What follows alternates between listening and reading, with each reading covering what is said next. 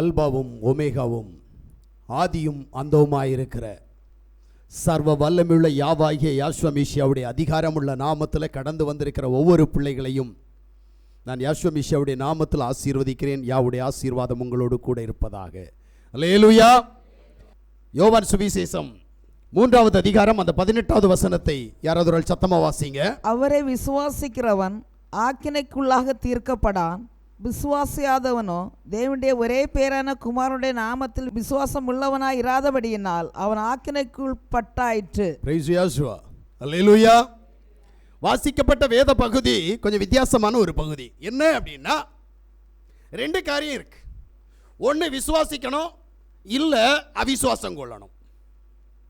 விசுவாசிக்கிறவனுக்கு ஆக்கினை கிடையாது.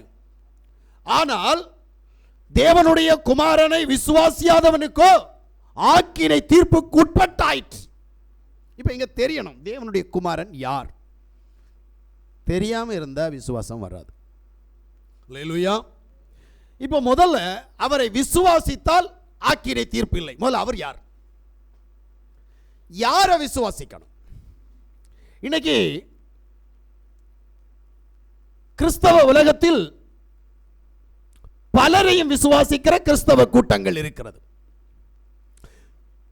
பிதாவை விசுவாசிக்கிற ஒரு கூட்டம், பிதா குமாரன் பரிசுத்த ஆவி என்று சொல்லக்கூடிய திருத்துவ கூட்டம். இரண்டாவதாக ஒரு கூட்டம் ஜீசஸ் ஒன்லி குரூப் அப்படின்னு சொல்லிட்டு ஒரு கூட்டம் இருக்குதுங்க. இயேசு நாமக்காரன். இவன் 2 கடவுளை கும்பிடுவான். அவன் சொல்லுவான் பிதாவினுடைய பேர் யெகோவா, குமாரனுடைய பேர் இயேசு. ஆனா சொல்லுவோம் ஒரே கடவுள்.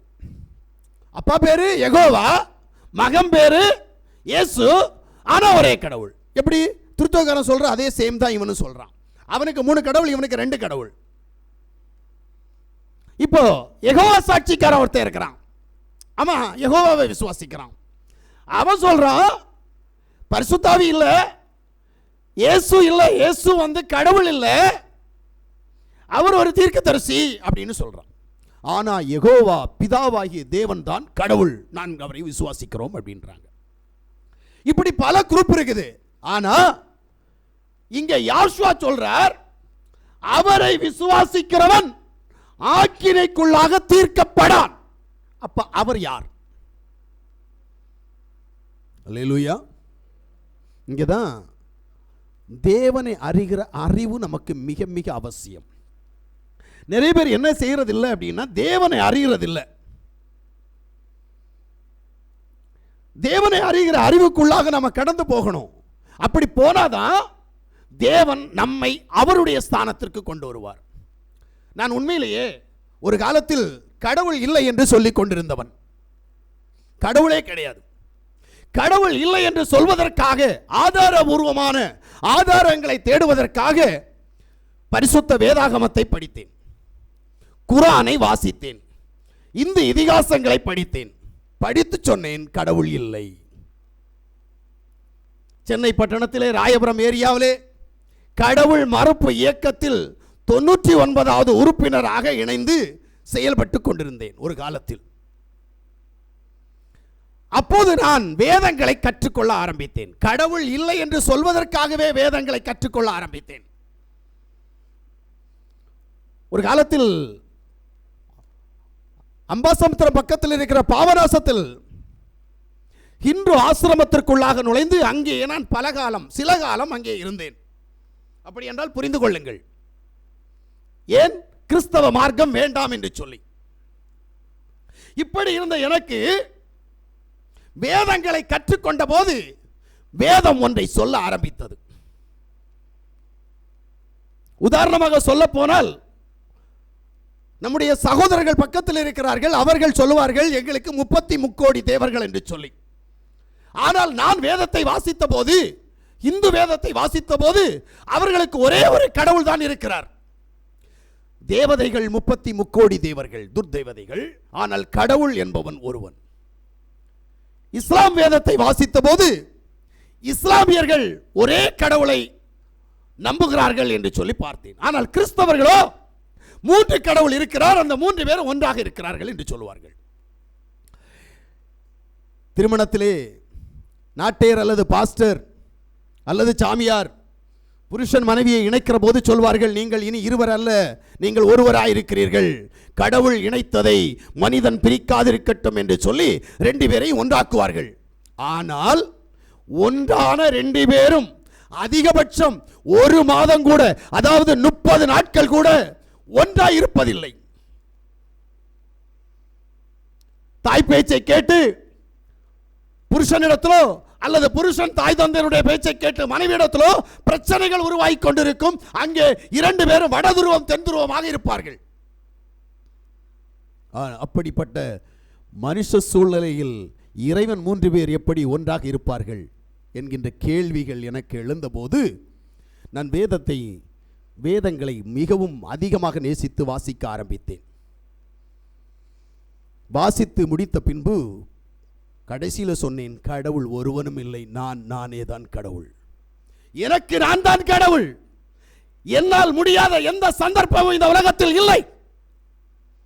இப்படியாக துன்மார்க்க ஜீவியத்தில் வாழ்ந்து கொண்டிருந்த போது பரலோகத்தின் தேவன் என்னை அழைத்தார். அவருடைய அழைப்பிற்குள்ளாக கடந்து வந்து இறைவன் ஒருவர் என்பதை நான் ஆணித்தரமாக நம்பி அந்த ஒரே தேவனுக்கு ஊழியம் செய்ய ஆரம்பித்தேன். இந்த ஒரே தேவன் யார்? இந்து மத இதிகாசங்களில் சொல்லப்பட்ட அந்த ஒரே தேவன், இஸ்லாம் மதத்தில் சொல்லப்பட்ட அந்த ஒரே தேவன், கிறிஸ்தவ மதத்தில் சொல்லப்பட்ட அந்த ஒரே தேவன் யார் என்கின்ற கேள்விகளுக்குள்ளாக நான் கடந்து போன போது, இஸ்லாம் மதத்தில் ஈசா நபி என்கின்ற ஒரு கடவுள் இருக்கிறார். இந்து மதத்தில் ஜோதிமயமான கடவுள் ஒருவர் இருக்கிறார். கிறிஸ்தவ மதத்தில், தமிழ் மதத்தில் இயேசு என்கின்ற ஒரு கடவுள் இருக்கிறார் என்று சொல்லி நான் வாசித்து அதை புரிந்து கொண்டேன். இப்போது அந்த இயேசு யார் என்கின்ற நிலைக்குள்ளாக கடந்து போய் இயேசு கிறிஸ்துவை குறித்து அறிந்து இயேசு கிறிஸ்துவே மெய்யான தேவன் என்று சொல்ல ஆரம்பித்தேன். காலங்கள் கடந்து போனது. 20 வருட காலங்கள் இயேசு கிறிஸ்துவே மெய்யான தேவன் என்று சொல்லி பிரசங்கிப்பதற்கு பரலோகத்தின் தேவன் என்னை தெரிந்து கொண்டார். ஏனென்றால் அது அறியாமல் உள்ள காலம். தேவன் என்னை நடத்தினார். ஏன் இயேசு என்ற பெயரை புறஜாதிகளுக்கு அவர் வைத்து அனுமதித்தார் என்று சொன்னால், பழைய ஏற்பாட்டிலே நான் வாசிக்கிற போது யோசேப் என்கின்ற ஒரு வாலிபன் இருந்தான். இந்த வாலிபன் ஒரு சொப்பனம் கண்டான். சொப்பனத்திலே அவன் ஒரு வயல்வெளியை பார்க்கிறான். அந்த வயல்வெளியிலே அவனுடைய வயல் கதிர்கள் நிமிர்ந்து நிற்கிறது. ஆனால் மற்ற வயல் கதிர்கள் எல்லாம் தலை வணங்கி நிற்கிறதை கண்டான். இவன் தன்னுடைய சகோதரிடத்தில் போய் சொன்னான், அண்ணா, நான் ஒரு தரிசனம் கண்டேன், ஒரு சொப்பனம் கண்டேன். அந்த சொப்பனத்திலே என்னுடைய கதிர்கள் எல்லாம் நிமிர்ந்து நின்றது. ஒரு நாள் நீங்கள் எனக்கு முன்பாக தலைகுனிய வேண்டிய காலம் வரும் என்று சொன்னான். கேட்ட சகோதரர்களுக்கு கோபம் வந்தது. கோபத்தின் நிமித்தமாய் இவனை பிடித்து கட்டி கையுங்காலையும் கட்டி கொண்டு போய் போட்டார்கள். போட்டபோது நினைத்தார்கள், இவனை இங்கே போட்டால் சரியில்லை, இவனை என்ன செய்வோம், அயல் நாட்டுக்கு விற்று விடுவோம் என்று சொல்லி பொட்டக்குழியில் இருந்து எடுத்து இவனை விற்று விட்டார்கள். இவனை புறஜாதிகள் யோசேப்பை கூட்டிக் கொண்டு போகிறார்கள். கூட்டிக் கொண்டு போன போது யோசேப் என்கின்ற பெயர் அவர்களுக்கு தெரியாது. ஆனபடியால் யோசேப்புக்கு புறஜாதிகள் மத்தியில் ஒரு பெயர் வைக்கப்பட்டது, சாப்நாத் பன்னையா. அல்லேலூயா. நன்றாக புரிந்து கொள்ளுங்கள்.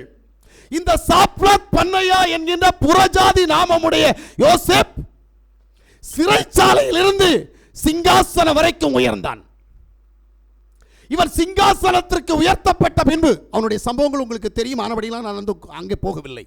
இப்ப சிங்காசனத்திற்கு உயர்த்தப்பட்ட போது அதுவரைக்கும் இவன் அனுபவித்த அனுபவங்கள் நினைக்கிறபாடி அல்ல. அவ்வளவு வேதனை, அவ்வளவு பிரச்சனை, அவ்வளவு போராட்டங்கள், அவ்வளவு கஷ்டங்கள், அவ்வளவு சிறைச்சாலை சிறை தண்டனைகள் எல்லாவற்றையும் அனுபவித்த போது பரலோகத்தின் தேவன் கொடுத்த தரிசனத்தின்படி அவனை உயர்த்தினார். அவன் உயர்த்தப்பட்ட போது அவனுடைய சகோதரர்கள் நாட்டிலே பஞ்சம் ஏற்பட்ட போது யோசேப் என்று தெரியாமல் சாப்நாத் பன்னையா என்கின்ற அரண்மனைக்கு கடந்து போனார்கள். அங்கே கடந்து போய் அவனிடத்திலே தானியம் வாங்கும்படியாக நிற்கிறார்கள். இப்ப சாப்ராத் பண்ணையா இவர்களை பார்த்தவுடனே புரிந்துவிட்டது, இது என்னுடைய சகோதரர்கள். உடனே எப்படி ஆகிலும் என் சகோதரனை எனக்கு பார்க்க வேண்டும், என் தகப்பனை எனக்கு பார்க்க வேண்டும் என்கின்ற எண்ணத்தில் அவர்கள் மேல் திருட்டு பழி சுமத்தி, அந்த திருட்டு பழி நிமித்தமாக சகோதரனையும் தகப்பனையும் அழைத்து வர பண்ணி, தன்னுடைய தகப்பனும் சகோதரர்களும் இருக்க, தன்னுடைய வீட்டில் தன் மனைவி மக்கள் இருக்க ஓ என்று அழ ஆரம்பித்தான். அழுது சொன்னான், நான் சாப்ராத் பண்ணையா என்கின்ற பெயரோடு இருக்கிற நான் யார் என்று உங்களுக்கு புரியவில்லையா? நான் யார் என்று சொன்னால் நான் தான் உங்களுடைய யோசேப். இஸ்ரவேல் மத்தியில் எனக்கு யோசேப் என்கின்ற நாமம், புறஜாதிகள் மத்தியில் எனக்கு சாப்ராத் பண்ணையா என்கின்ற நாமம் எனக்கு இருக்கிறது. ஆனால் உண்மையில் நான் யார் தெரியுமா? நான் யோசேப். இப்ப தகப்பனுக்கு புரிந்தது, இது என்னுடைய மகன், பாசமுள்ள மகன் என்று. சகோதரர்களுக்கு புரிந்தது, விற்று போட்ட தம்பி இவன் தான் என்று சொல்லி. இதை கேட்டுக்கொண்டிருந்தாள் மனைவி பிரிசியாசுவா. இங்கேயும் அவருடைய மனைவி இந்த சத்தத்தை கேட்கிறாள் என்று சொல்லி நான் விசுவாசிக்கிறேன். அல்லேலூயா.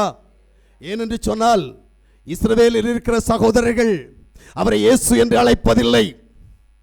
இஸ்ரவேலில் இருக்கிற அவருடைய சகோதரர்கள் ஜீசஸ் என்று அழைப்பதில்லை. அவர்கள் யாசுவா என்று சொல்லுகிறார்கள். யாசுவா. ஏனென்றால் அவர்கள் யூதர்கள் பழைய ஏற்பாட்டு முறைமையின்படி ஆராதிக்கிறவர்கள். அவர்களுடைய தேவனை யா என்றும், யாசுவா மேசியாவை ஏற்றுக்கொண்ட மேசியானி கூட்டத்தார் யாவாகிய தேவனை யாசுவா என்றும் இன்றைக்கும் ஆராதித்துக் கொண்டிருக்கிறார்கள். அல்லேலூயா. இது அவருடைய சகோதர சகோதரிகள். ஆனால் புறஜாதிகள் மத்தியில் தான் பொண்டாட்டி. யோசேப்புக்கு எங்கே மனைவி? புறஜாதியிட்ட தான் மனைவி. இது புறஜாதி. நீங்களும் நானும் புறஜாதி கூட்டத்தைச் சேர்ந்தவர்கள். நம்மை தேவன் அழைத்து அவருடைய மனைவி என்கின்ற ஸ்தானத்தை கொடுத்திருக்கிறார். இப்ப மனைவிக்கு அவர் பரிபூர்ணமாய் வெளிப்படுத்திக் கொண்டிருக்கிறார். நான் யார் தெரியுமா?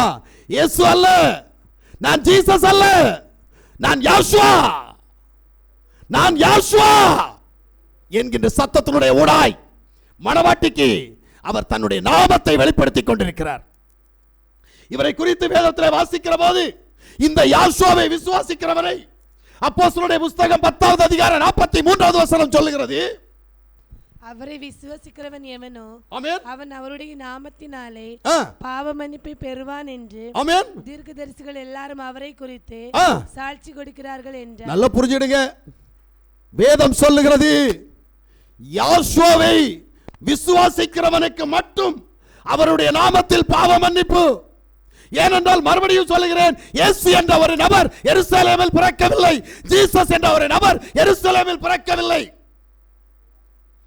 பிறந்தவர் யாசுவா. அவர் தாமே ரோம சக்கரவர்த்திகளால் அடிக்கப்பட்டார், சிலுவையில் அடிக்கப்பட்டார், ரத்தம் சிந்தினார், மரித்தார், உயிர்த்தார், பரலோகத்திற்கு எடுத்து செல்லப்பட்டார். இயேசு என்ற ஒரு நபர் எங்கே கொல்லப்பட்டார்? எந்த சிலுவையில் அறையப்பட்டார்? ஜீசஸ் என்ற நபர் எங்கே அடிக்கப்பட்டார்? இல்லை, அப்படி ஒரு நபர் இல்லை. மொழிபெயர்ப்பாளர்கள் அவருடைய பெயரை மாற்றினார்கள். இன்னும் மாற்றுவார்கள், காலம் கிடைத்தால் இன்னும் மாற்றுவார்கள்.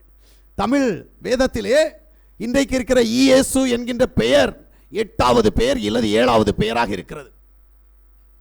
காலம் அவர்களுக்கு ஒத்து வந்தால் அவர்கள் இன்னும் இந்த பெயரை மாற்றி வேறு பெயருக்கு வரலாம். அல்லேலூயா. ஆங்கிலத்தில் ஜீசஸ் என்ற பெயர் எனக்கு தெரிந்த 2வது பெயர். ஆமென். அப்ப நீ யாரை விசுவாசிக்க வேண்டும்? யாசுவாவை விசுவாசிக்க வேண்டும். பெத்லகேமில் பிறந்த யாசுவாவை நீ விசுவாசித்தால் அவருடைய நாமத்தில் உனக்கு பாவ மன்னிப்பு.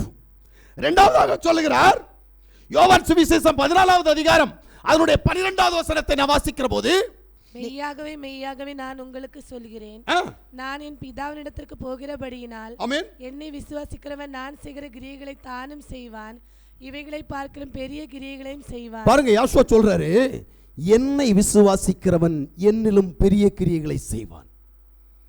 ஆமென், அல்லேலூயா. இந்த வார்த்தை இயேசு சொல்லல, ஜீசஸ் சொல்லல, யாசுவா சொல்றார். அல்லேலூயா. ரோமருடைய புத்தகம் 10வது அதிகாரம் 11வது வசனத்தை வாசிக்கிற போது, அவரை விசுவாசிக்கிறவன் எவனோ அவன் வெட்கப்படுவதில்லை என்று வேதம் சொல்லுகிறது. ஆமென், அல்லேலூயா. அவரை விசுவாசிக்கிறவன் எவனோ அவன் ஒரு நாளும் வெட்கப்படுவதில்லை. யார் மூலமாக வெட்கம் வரும்? இப்பிரபஞ்சத்தின் அதிபதியின் மூலமாக வெட்கம் வரும், பிசாசின் மூலமாக வெட்கம் வரும், இத்தேசத்தினுடைய அதிகாரிகள் மூலமாக வெட்கம் வரும், புறஜாதிகள் மூலமாக வெட்கம் வரும். ஆனால் நீ யாவாகிய யாசுவா மேசியாவை ஆராதிப்பாய், ஆனால் விசுவாசிப்பாய், ஆனால் நீ வெட்கப்பட மாட்டாய். அல்லேலூயா, அல்லேலூயா. ஏனென்றால் அவர் ஒருவரே சர்வ வல்லமையுள்ள தேவன். அல்லேலூயா, ஆமென். யோவான் சுவிசேஷம் 1வது அதிகாரம் 12வது வசனத்தை வாசித்து பாருங்க. அப்ப என்ன சொல்றான்னு பாருங்க. அவருடைய நாமத்தின் மேல் விசுவாசம் உள்ளவர்களாய் ஆமென், அவரை ஏற்றுக்கொண்டவர்கள் எத்தனை பேர்களோ அத்தனை பேர்களும் தேவனுடைய பிள்ளைகள் ஆகும்படி அவர்களுக்கு அதிகாரம் கொடுத்தார். எவ்வளவு பெரிய அதிகாரத்தை கொடுத்திருக்கார் பாத்தீங்களா? இயேசுவின் நாமத்தில் இல்லாத அதிகாரம், ஜீசஸ் நாமத்தில் இல்லாத அதிகாரத்தை யாசுவா சொல்றார். என்னை விசுவாசிக்கிறவன் அவன் என்னுடைய பிள்ளையாயிருப்பான். சரி, இந்த வார்த்தைகளை சொன்ன இவர் யார்? அல்லேலூயா. இதைத்தான் அறியணும். ஏன்னா இவ்வளவு அதிகாரத்தை உனக்கு கொடுக்கிறார்ல, பிள்ளை என்கின்ற ஸ்தானத்தை கொடுக்கிறார்ல, இவர் யார்? இவர் எப்படிப்பட்டவர்? இந்த யாசுவா யார்? இவர் எப்படிப்பட்டவர் என்பதை அறியணும். யோவான் சுவிசேஷம் 1வது அதிகாரம் 1வது வசனத்தை வாசிங்க. ஆதியிலே வார்த்தை இருந்தது, ஆதியிலே வார்த்தை இருந்தது, அந்த வார்த்தை தேவனிடத்தில் இருந்தது, ஆமென், அந்த வார்த்தை தேவனாய் இருந்தது, அவர் ஆதியிலே தேவனோடு இருந்தார், ஆமென், சகலமும் அவர் மூலமாய் உண்டாயிற்று, ஆமென், உண்டானதொன்றும் அவராலே அல்லாமல் உண்டாகவில்லை. இப்ப வார்த்தை தான் தேவனா? வார்த்தையாகிய தேவன் மூலமாகத்தான் இந்த உலகத்தில் இருக்கிற எல்லாமே உண்டாயிற்று. அல்லேலூயா, அல்லேலூயா. இப்ப 14வது வசனத்தை நீங்க வாசித்தீங்கன்னா, அந்த வார்த்தை மாம்சமாகி, அந்த வார்த்தை மாம்சமாகி கிருபையினாலும் சத்தியத்தினாலும் நிறைந்தவராய், கிருபையினாலும் சத்தியத்தினாலும் நிறைந்தவராய் நமக்குள்ளே வாசம் பண்ணினார், நமக்குள்ளே வாசம் பண்ணினார். அவருடைய மகிமையை கண்டோம், ஆமென். அது பிதாவுக்கு ஒரே பேரோட மகிமைக்கு ஏற்ற மகிமையாகவே இருந்தது. இது யாரா இருக்குதான்? பிதாவுக்கு ஏற்ற ஒரே மகிமையா இருந்தது. இவர்தான் பிதா. யாரு? வார்த்தையா இருந்த தேவன் மாம்சத்தில் வெளிப்பட்டார் அல்லவா? இவர் பிதாவுக்கு ஏற்ற ஒரே மகிமை. பிதா என்பது மகிமை. பிதா என்பது ஆள் அல்ல. நான் அப்பா, அப்பா என்பது ஆள் அல்ல. நான் மகன், நான் மகன் என்பது ஆள் அல்ல. என்னுடைய பதவி அது. பரலோகத்தின் தேவன் இந்த உலகத்தில் நான் பிறந்த போது என்னை குமாரனாக என் தாய் தகப்பன் பாவித்தார்கள். நான் வளர்ந்து வந்தபோது திருமண வயதை அடைந்தேன். திருமணமானது, என் மனைவி எனக்கு புருஷன் என்கின்ற அதிகாரத்தை கொடுத்தார்கள். அதற்கு பின்பு எனக்கு பிள்ளைகள் பிறந்தது. பிள்ளைகள் என்னை தகப்பன் என்கின்ற அதிகாரத்தினுடைய ஊடாய் என்னை அழைத்தார்கள். நான் அப்போது தகப்பனானேன். இதுதான் தேவன், சர்வ வல்லமையுள்ள தேவன். ஆதியிலே ஆவியாய் ஜலத்தின் மேல் அசைவாடி கொண்டிருந்தார். இந்த தேவன் யாருக்கு ஆன்சர் தெரியாது. என்ன பண்ணார் அப்படின்னா, உலகத்தில் உள்ள அனைத்து ஜீவராசிகளையும் சிருஷ்டித்தார். மனிதனை சிருஷ்டித்தார், மிருகங்களை சிருஷ்டித்தார், பறவைகளை சிருஷ்டித்தார், தாவரங்களை உண்டு பண்ணினார், எல்லாவற்றையும் உண்டு பண்ணினார்ல. எப்படி உண்டு பண்ணார்? அவர்தான் ஆவியா இருந்தார் அல்லவா? ஆவியானவருக்கு கை இல்லையே, ஆவியானவருக்கு ரூபம் இல்லையே, அவர் எப்படி சிருஷ்டித்தார்? அங்கதான் தேவன் முதல் தன்னை ஒரு மனித சாயலாக மாற்றுகிறார். அதனால்தான் வேதம் சொல்லுது, அவர் உலக தோற்றத்திற்கு முன்பாகவே அடிக்கப்பட்டவராக இருக்கிறார் என்று சொல்லி. ஆவியானவரை அடிக்க முடியுமா? முடியாதுல்ல. அப்ப முதல்ல நமக்கு தெரியணும், நான் ஆராதிக்கிற அல்லது நான் கேள்விப்படுகிற இந்த யாசுவா யார்? இது இன்னைக்கு நிறைய பேருக்கு தெரியல. இப்ப நான் உங்களுக்கு சொல்ல போற சம்பவத்தை கேட்டீங்கன்னா இவர் யார் என்பது உங்களுக்கு தெரியும். இப்ப இவர் என்ன செய்றார்? அங்கு மனித சாயலாக கடந்து வந்தார். அவர் மண்ணை எடுக்கிறார், மண்ணை பிசைந்து மனிதனாக்குகிறார். ஆவிக்கு கை இல்லை, அவர் எப்படி மண்ணை பிசைஞ்சு மனுஷனாக்க முடியும்? அவர் எப்படி ஊதினார்? ஊதணும்னா வாய் இருக்கணும்ல. அப்ப மனித உருவம் அங்கேயே எடுத்துட்டார். ஆதியாகமத்தில் 2வது அதிகாரத்திலேயே அவர் மனித ரூபம் எடுக்கிறார். வேதத்தில் நீங்க வாசித்தீங்கன்னா தெரியும், அப்பப்ப அவர் மனிதனாக இந்த பூமியில் கடந்து வந்தார். அல்லேலூயா. ஆனா 1 தீமோத்தேயு 3:16 படி, அன்றியும் தேவ பக்திக்குரிய ரகசியமானது யாவர் ஒப்புக்கொள்ளுகிறபடி மகா மேன்மை உள்ளது, தேவன் மாம்சத்திலே வெளிப்பட்டார். இந்த வசனத்தினுடைய ஊடாய் பரலோகத்தின் தேவன் இன்னொரு தேவனை அனுப்பல்ல, பரலோகத்தின் தேவன் இந்த பூமியிலே கடந்து வந்தார். எப்படி, எதுக்கு வந்தார் தெரியுமா? எபிரேயருடைய புத்தகம் 2வது அதிகாரம் 14-15 படி, ஆதலால் பிள்ளைகள் மாம்சத்தை இரத்தத்தையும் உடையவர்களாய் இருக்க, ஆமென், அவரும் அவர்களைப் போல மாம்சத்தை இரத்தத்தையும் உடையவரானார். ஆமென். மரணத்துக்கு அதிகாரியாகிய பிசாசானவனை தமது மரணத்தினாலே அழிக்கும்படிக்கும் ஜீவகாலம் எல்லாம் மரண பயத்தினாலே அடிமைதனத்துக்குள்ளானவர்கள் யாவரையும் சரி விடுதலை பண்ணும்படி அப்படியானார். நல்ல புரியுதா? பிள்ளைகள் மாம்சத்தையும் இரத்தத்தையும் உடையவர்களாய் இருக்கிறபடியினால் அவரும் அவர்களைப் போல் மாம்சமும் இரத்தத்தையும் உடையவராய் இந்த பூமிக்கு கடந்து வந்தார். சொல்லுவாங்கல்ல, பிதாவாகிய கடவுள் தன்னுடைய குமாரனை அனுப்பினார். இல்ல, குமாரத்துவம் என்பது அவருக்கு கொடுக்கப்பட்ட பெயர். நன்றாக புரிந்து கொள்ளணும்.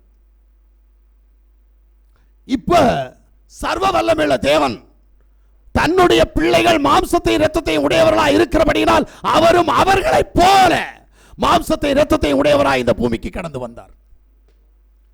கடந்து வந்த தேவன் யார்? ஏசாயாவுடைய புத்தகம் 9வது அதிகாரம் 6வது வசனத்தில் திட்டவும் தெளிவுமா ஏசா தீர்க்கதரிசி சொல்றார். இந்த ஏசா தீர்க்கதரிசி சொல்றத நிசாரமா நினைக்காதீங்க.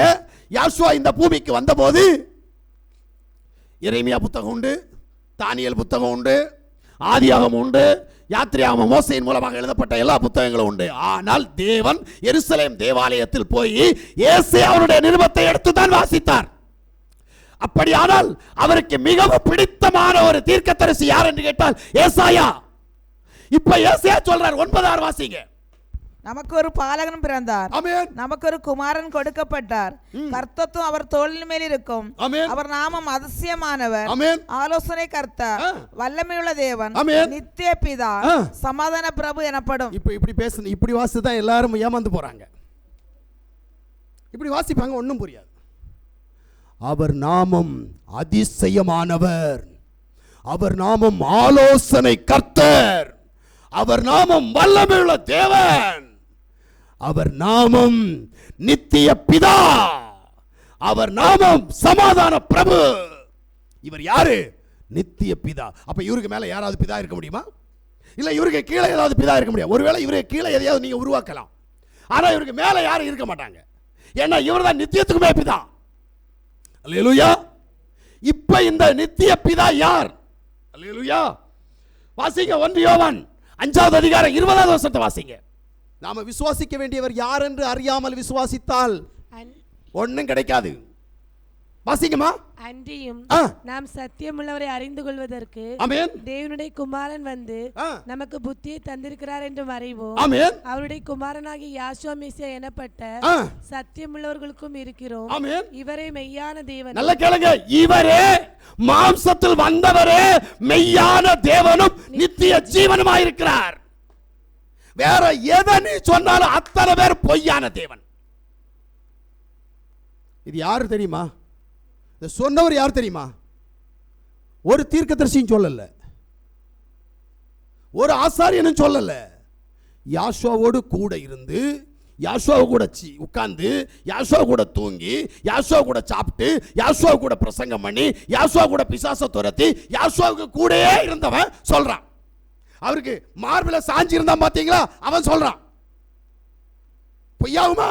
அவனுக்கு பொய் சொல்லி என்ன பிரயோஜனம்? ஏண்டா அவனை கொன்னது எப்படி கொன்னாங்க தெரியுமா? சிலுவைய எக்ஸ் வடியில வச்சு அவனை கொன்னாங்க. அவன் சொல்லுவான், நேரைய வச்சு கொல்லாத, என் குருநாதர என் தேவனை அப்படிதான் கொன்னாங்க, அதுபோல எனக்கு தகுதி சாகிறதுக்கு கூட பாருங்க தகுதி பார்க்கிறவன். அவ்வளவு உண்மையுள்ள மனுஷன். அவன் சொல்றான், இந்த யாசுவா யார்? இவர் மெய்யான தேவன். அல்லேலூயா. இப்போ நான் இவன் சொன்னதெல்லாம் விட்டுறேங்க. ஒருத்தன் ஒரு பெரிய மனுஷனை விட்டுட்டு யாசுவா கூட வந்தான். அவன் பேர் பிலிப். இவன் சொல்ற ரகசியம் தான் இன்னைக்கு நிறைய பேருக்கு தெரியாது. இயேசு நமக்காரனுக்கு கூட தெரியாத ஒரு ரகசியம் இருக்கு. வாசிங்க பிலிப்பியருடைய புத்தகம் 2வது அதிகாரம் 6வது வசனம் வாசிங்க. அவர் தேவனுடைய ரூபமாய் இருந்தோம், தேவனுக்கு சமமாய் இருப்பதை கொள்ளையாடின பொருளாக எண்ணாமல் தம்மை தாமே வெறுமையாக்கி அடிமையின் ரூபம் எடுத்து மனுஷர் சாயலானார். இந்த வசனத்துக்கு அர்த்தம் யாருக்காவது தெரியுமா? அவர் தேவனுடைய ரூபமாய் இருந்தும். வேதம் சொல்றது நல்லா புரிஞ்சுக்கிட்டு பிலிப்பு நல்லா சொல்றான். ஏன்னா இவன் தான் போய் கேட்டான் அவர்கிட்ட, ஆண்டவரே நீர் பிதாவே பிதாவேன்னு சொல்றீரு, எனக்கு அந்த பிதாவை காட்டும். நான் ஏன்னா இவன் யோவான் சாணத்தை ஓடி வந்தவன்லவா. ஏன்னா யோவான் சொன்னான், இதோ உலகத்தின் பாவத்தை சுமந்து தீர்க்கிற தேவாட்டுக்குட்டின். எஸ்கேப் ஆயிட்டான். யோவான் ஒரு வார்த்தை கூட சொல்லல. சொல்லாம ஓடி யாசுவாட்ட போனவன் இப்ப யாசுவா சொல்றாரு, என்னிலும் பெரியவர் ஒருவர் இருக்கிறார், அவர் பிதா. போய் கேட்டான், ஆண்டவரே நான் யோவான் சாணகிட்ட உம்மட்ட ஓடி வந்தவன், இப்ப நீர் பிதா பிதான்றீங்க. அவர் சொன்னார் உலகத்தின் பாவத்தை சுமந்து இருக்கிற தேவாட்டுக்குட்டின்னு சொன்ன உம்மட்ட வந்தேன்.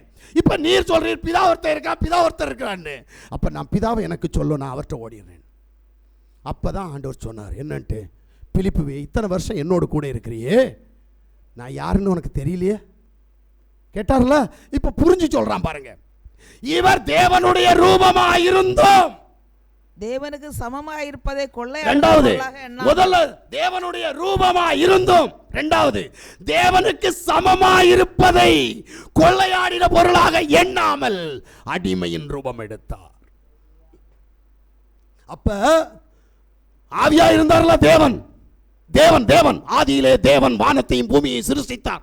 தேவன் இருந்தார்ல, அந்த தேவனுடைய ரூபம், அந்த தேவனுக்கு சமமானவர் யாசுவா. இப்ப இவர் யாரு? இவர்தான் தேவன். அல்லேலூயா. இன்னொரு தேவன் இல்லை. ஆவியா இருந்த தேவனுடைய ரூபம் இவர்கிட்ட இருக்கு. அதனால தான் சொல்றாரு, நானும் பிதாவும் ஒன்றாயிருக்கிறோம், என்னை கண்டவன் பிதாவை கண்டான். பிரைஸ் யாசுவா. இப்ப இவரை போய் சொல்லிட்டு இருக்கிறோம் நம்ம எல்லாம். அவர் குமாரனாகும், அவருக்கு அப்பா ஒரு ஆள் இருக்கிறார். பிரைஸ் யாசுவா. சரி வாசிச்சீங்களா? 7வது வசனத்தை வாசிங்க பாப்போம். தம்மை தாமே வெறுமையாக்கி, தம்மை தாமே வெறுமையாக்கி அடிமையின் ரூபம் எடுத்து ஆமென் மனுஷர் சாயலானார். பாத்தீங்களா? தேவனா இருந்தவர், தேவனுடைய சாயலுக்கு ஒப்பாக இருந்தவர், அடிமையின் ரூபம் எடுத்து மனுஷ சாயலானார். இன்னொரு கடவுளை அனுப்பல்ல.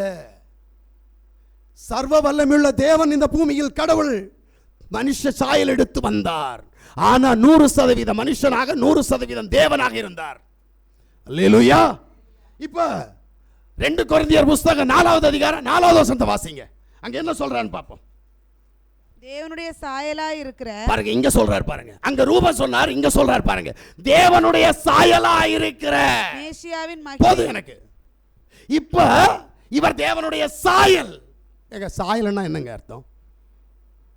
இந்த முகத்துக்கு ஒத்த முகம் இருக்கணும், ஒரு வித்தியாசம் இருக்கக்கூடாது. ஆமென். என் பிள்ளைக்கே என் முகம் இருக்காது, எனக்கு மட்டும்தான் இந்த முகம் இருக்கும். ஆமென். சொல்லுவாங்கல்ல, என்ன மாதிரி 7 பேர் இருக்கிறான்னு, அவனுக்கெல்லாம் என்ன மாதிரியே இருக்காது, 100% என்ன மாதிரி இருக்காது, ஒத்து போகலாம். இப்ப பவுல் சொல்றான், இது தேவனுடைய சாயலாயிருக்கிற. பிரைஸ் யாசுவா. அல்லேலூயா. இப்ப நாம சரியா புரிஞ்சுக்க வேண்டிய விஷயம் என்ன? நான் முஸ்லீம் குரான் படிச்சேன்னு சொன்னேன்ல, இந்த குரான்ல ஒரு வார்த்தை இருக்குதுங்க, எங்க அப்பனை பத்தி என்ன எழுதி இருக்கு தெரியுமா? அல்லாஹ் அல்லாஹ் ஈசா நபியை தன் அளவில் உயர்த்தி கொண்டான். கடவுள் என்ற ஒரு ஸ்தானம் இருக்குதான், அந்த கடவுள் என்ற ஸ்தானத்துல ஈசா நபினா யாரு? என்னுடைய யாசுவா. அவன் அரபில ஈசா நபின்னு வச்சிருக்கிறான். அந்த பேருடைய இந்த ஈசா நபியாகிய என் யாசுவாவை அல்லாஹ் இறைவன் தன் அளவில் உயர்த்தி கொண்டான். இவர் இறைவன் ஆயிட்டாரு. அவங்களுக்கு ஒரே ஒரு கடவுள் தான், இஸ்லாமியர்களுக்கு ஒரே ஒரு கடவுள். இப்ப யாசுவா 2வது கடவுளா? இல்லல்ல, அந்த ஒரே இறைவன் இவரே. ஏன்னா அவன் வணங்குற கடவுளுக்கு பேர் என்ன தெரியுமா? யா. அவன் யாவாகிய கடவுளை கும்பிடுறான். யாவாகிய கடவுள் யார் அப்படின்னா, நான் ஆராதிக்கிற தேவன். யாசுவா தான் யா. அல்லேலூயா. நல்லா புரிஞ்சுக்கிடுங்க. அப்ப என் தேவன் சர்வ வல்லமையுள்ள தேவன், வேதங்கள் சொல்லுகிற தேவன். இவரை விசுவாசிக்கணும். நல்லா புரிஞ்சுக்கிடுங்க.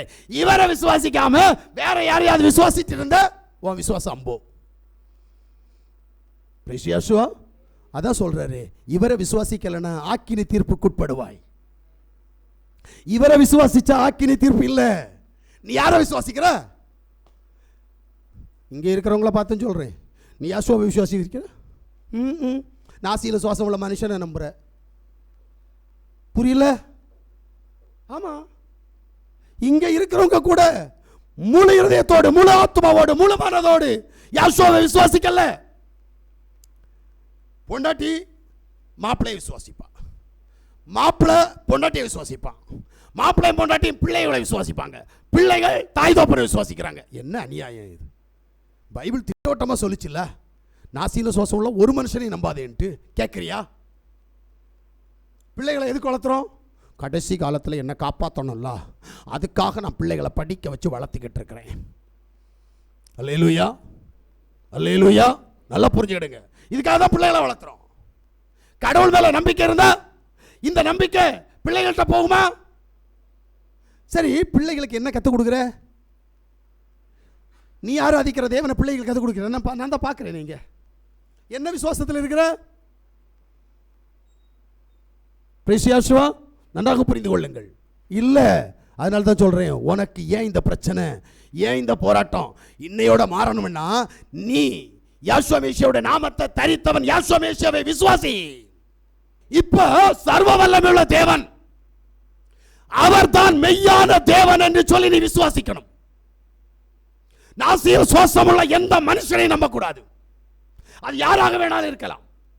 அல்லேலூயா. எந்த உறவு முறையாக இருக்கலாம். நம்பாத. எல்லாம் வேஷம். பாதியில் வந்த எல்லாமே பாதியில் போகும். உனக்கு எதுவுமே நிரந்தரம் இல்லை, தெரியுமா? இந்த உலகம் நிரந்தரம் இல்லை. ஏன் நீ கூட நானும் கூட நிரந்தரம் இல்லை. அப்ப நிரந்தரம் இல்லாததை எதுக்கு நம்புற? எதுவுமே நிரந்தரம் இல்லை. எல்லாம் பாதியில் வந்துச்சு, எல்லாம் பாதியிலே போயிடும். கருவோடு வந்த கூட்டம். உங்களுக்கு ஒன்று தெரியுமா? மீன் செத்த கருவாடு, நீ செத்த சுடுகாடு. உனக்கு அந்த விலை கூட இல்லை. ஏங்க, செத்த மீனை பார்த்தா என்ன சொல்லுவாங்க தெரியுமா? செத்து போற மீனை பார்த்து என்ன சொல்லுவாங்க தெரியுமா? யாருக்கு தெரியும்? நல்ல மீன் சொல்லுவாங்க. கருவாடை பார்த்து நல்ல கருவாடு சொல்லுவீங்களா இல்லையா? சொல்ல மாட்டீங்களா? நல்ல கருவாடுன்னு சொல்லுவீங்க. ஆனா செத்து போன மனுஷரை பார்த்து எவனாவது இது நல்ல உடம்புன்னு சொல்லுவானா? இது நல்ல சரீரம்னு சொல்லுவானா? இல்லையே. அந்த சரீரத்தால நீ நம்புற, அந்த சரீரத்துக்கு நீ தீனி போட்டு வளர்த்துற. அப்புறம் எப்படியா தேவன் உனக்கு கிரியை செய்வார்? இந்த மாம்சத்துடைய இச்சைக்கு அடிபணிஞ்சு தேவ சமூகத்தை மறந்து மாம்ச கிரியைகளுக்கு உட்பட்டு வாழ்றியே, உனக்கு தேவன் எப்படி ஆசீர்வாதத்தை தருவார்? அல்லேலூயா.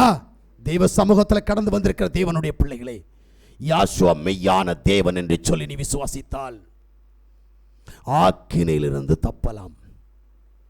நீங்க இப்ப என்ன சொல்லுவீங்கடா? நாங்கெல்லாம் யாசுவா மேசியா நாமத்தில் ஞானஸ்நானம் எடுத்திருக்கிறோம், யாசுவா மேசியா தான் மெய்யான தேவன்.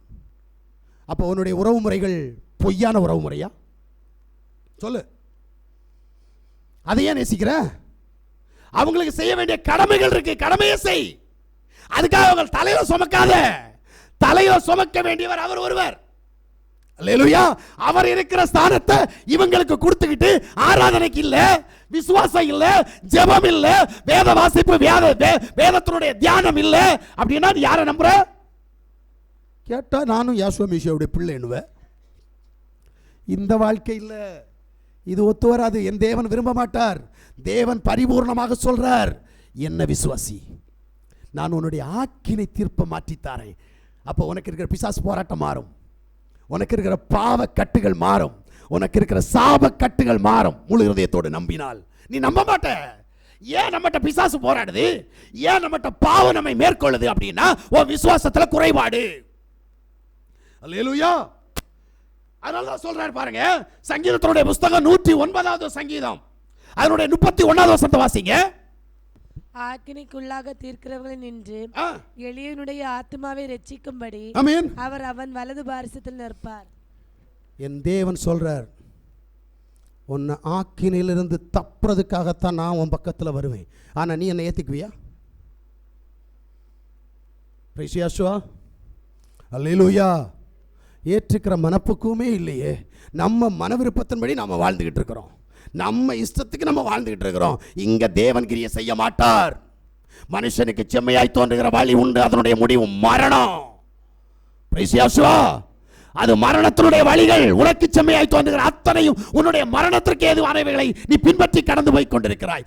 ஆனபடினால் பரலோகத்தின் தேவனுடைய ஆசீர்வாதம், பரலோகத்தின் தேவனுடைய மகிமை உன்னில் கிரியை செய்ய முடியல. அல்லேலூயா. ஏசாயாவுடைய புத்தகம் 50வது அதிகாரம் 9வது வசனத்தை வாசிங்க. இதோ யாவாகி ஆண்டவர் எனக்கு துணை செய்கிறார்.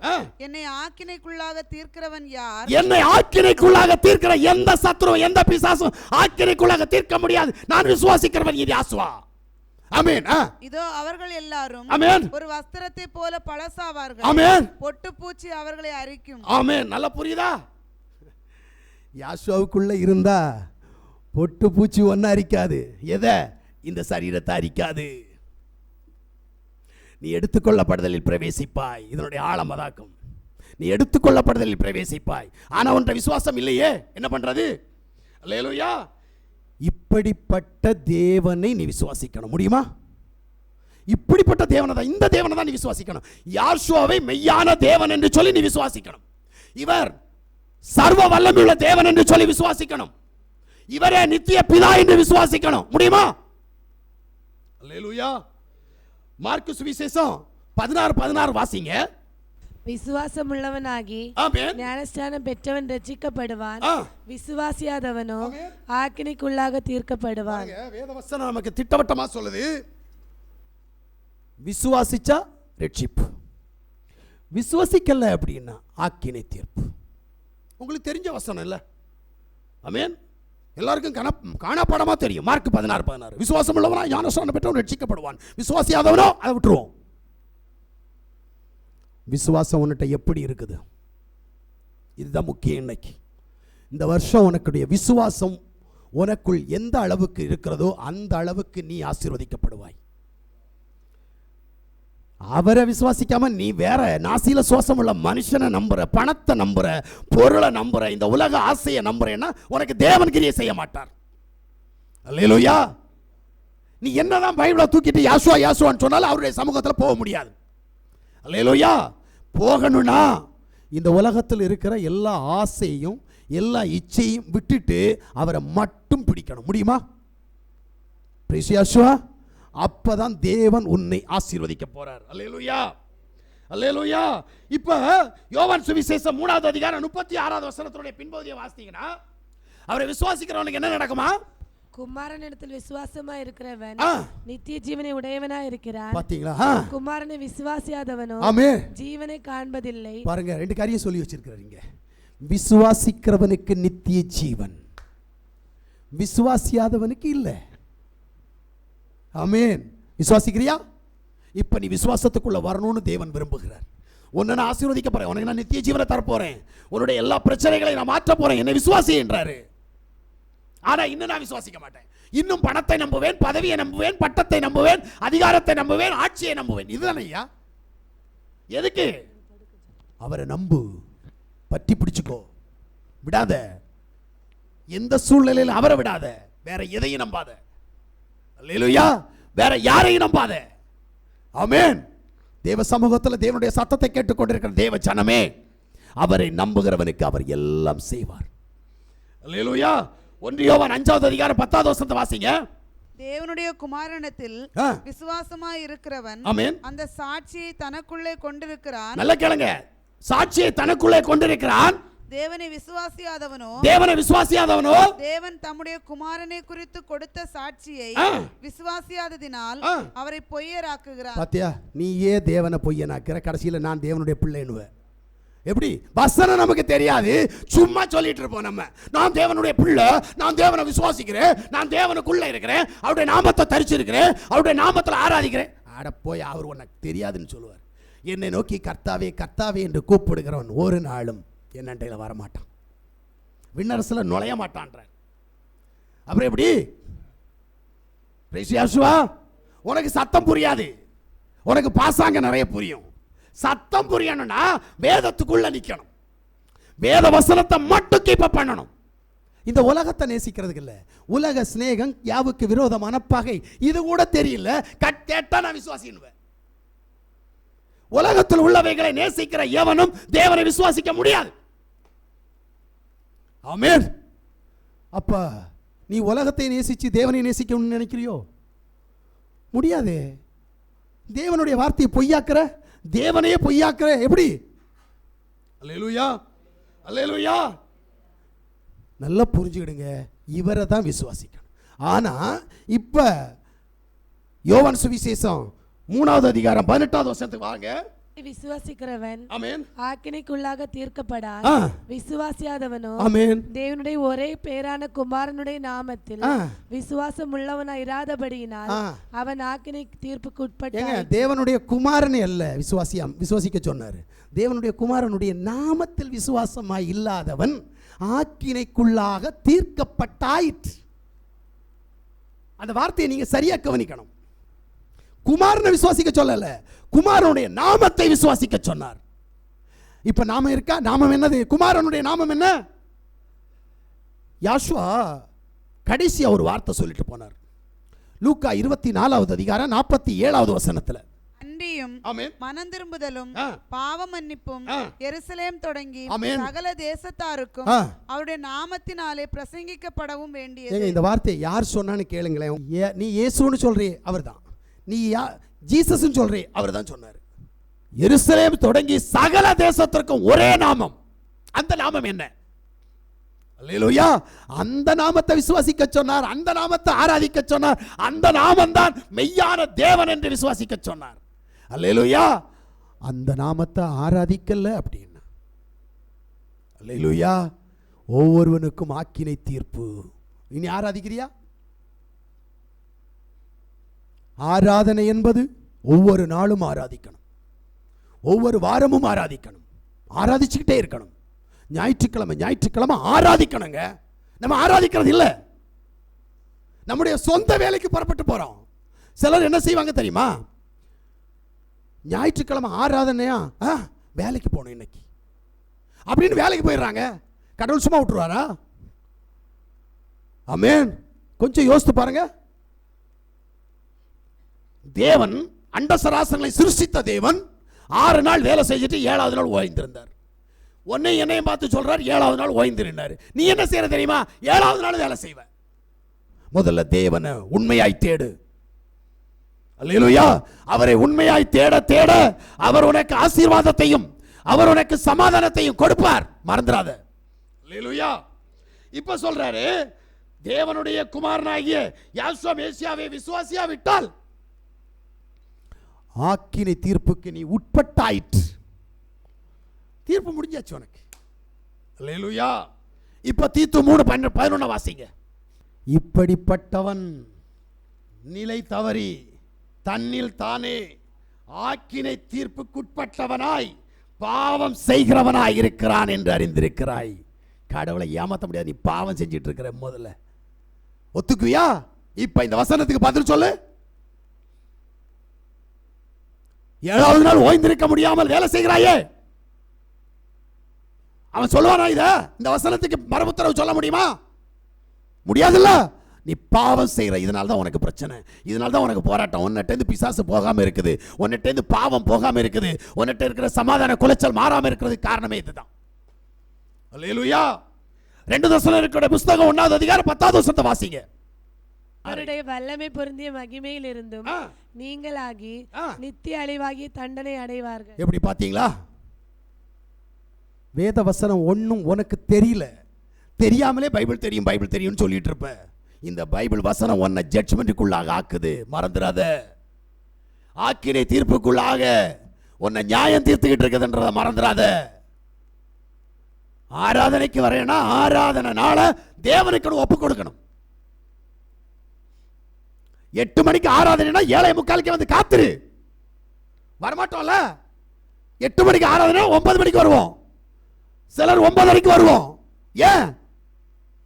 என்ன காரணம்னு கேட்கிறேன். தேவன் உனக்கு ஆசீர்வாதத்தை தருவாரோ?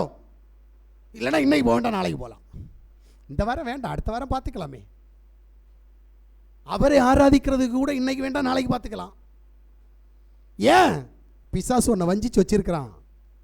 இதான் உண்மை. பிசாசுக்குள்ள நீ இருந்துட்டு நான் தேவனுடைய பிள்ளைன்னு சொல்லிட்டு இருக்கிற. வாசிங்க எபிரேயருடைய புத்தகம் 2ஆம் அதிகாரம் 4ஆவது வசனத்தை. அடையாளங்களினாலும் அற்புதங்களினாலும் பலவிதமான பலத்த செய்கைகளினாலும் தம்முடைய சித்தத்தின்படி பகிர்ந்து கொடுத்த பரிசுத்த ஆவியின் வரங்களினாலும் தேவன் தாமே சாட்சி கொடுத்ததுமாயிருக்கிற இவ்வளவு பெரிதான ரட்சிப்பை குறித்து நாம் கவலையற்றிருப்போமானால் தண்டனைக்கு எப்படி தப்பித்துக் கொள்வோம்? எங்க இருக்குது கவலை?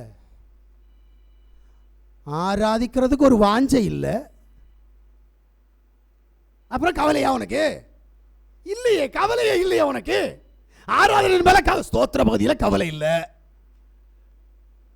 துதிக்கிறதுல கவலையே கிடையாது, ஆராதனைக்கு முக்கியத்துவம் இல்லை. விட்டுருவாரா தேவன்? உனக்கு ரட்சிப்பு வருமா? எப்படி வரும்? வராது. நீ ரட்சிப்பின் அனுபவத்தை சுதந்திரித்துக் கொள்ள முடியாது. ஏன்னா நீ தேவனை வஞ்சிக்கிற, தேவனை ஏமாத்துற, தேவ சமூகத்தில் பொய் சொல்ற, தேவனை பொய்யனாக்கிக்கிட்டே இருக்கிற. அவருடைய சித்தத்தை நீ செய்யாம அவரை பொய்யனாக்கிட்டு இருக்கிற. உன்னை விட்டுருவாரு? அதுக்கு நிறைய சாக்கு போக்கு சொல்லுவாதான். அதுல ஐயோ எப்படியாவது ஒரு எச்சரிப்பு சத்தம் நமக்கு வரும். வார எச்சரிப்பு சத்தத்தை தட்டி விட்டுருவோம். யார் மூலமாவது ஒன்னில் ஒரு பிச்சைக்கார மூலமாவது ஒரு எச்சரிப்பு சத்தம் வரும், இல்லை நம்ம வீட்டில் இருக்கிற குழந்தைகள் மூலமாவது வரும், இல்லை புருஷன் மூலமா பொண்டாட்டி மூலம் யார் மூலமாவது ஒரு எச்சரிப்பு சத்தம் வரும். ஆனால் அதை உதாசீனப்படுத்துவோம். ஏன்னா நான் செய்யறதா ரைட், என்ன போல யாரைகளை நான் தான் உண்மையா உள்ளவன், இங்கதான் நீ தப்பு பண்ற, அதனாலதான் தேவ கோபம் உன்மேல் கடந்து வந்திருக்கிறது.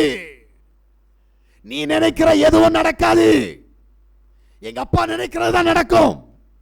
இதை புரியணும். முதல்ல நான் என்ன கேட்கிறேன் அப்படின்னா, ஏன் நமக்கு இன்னும் பிரச்சனை?